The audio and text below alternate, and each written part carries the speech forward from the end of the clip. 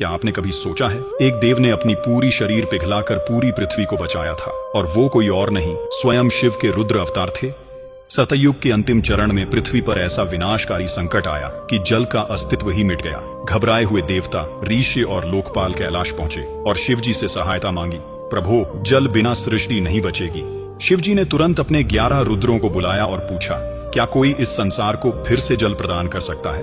10 रुद्रों ने सिर झुका लिया, क्योंकि यह कार्य असंभव जैसा था। इसके लिए स्वयं को पूर्ण रूप से बलिदान करना पड़ता। तभी 11वें रुद्र, जिन्हें हर कहा जाता था, शांत लेकिन दृढ़ स्वर में बोले, मेरा जल तत्व मेरे करतल में वास करता है। मैं पूरे ब्रह्मांड को पुनः जल दे सकता हूँ, पर इसके लिए मुझे अपना शरीर गलाना होगा। यह सुनकर देवताओं में स्तब्धता छा गई। ऐसा तपोबल और त्याग पहले कभी नहीं देखा गया था। शिव जी ने हर को वरदान देते हुए कहा, हे रुद्र, तुम्हारा शरीर भले ही गल जाएगा, पर तुम नष्ट नहीं होगे।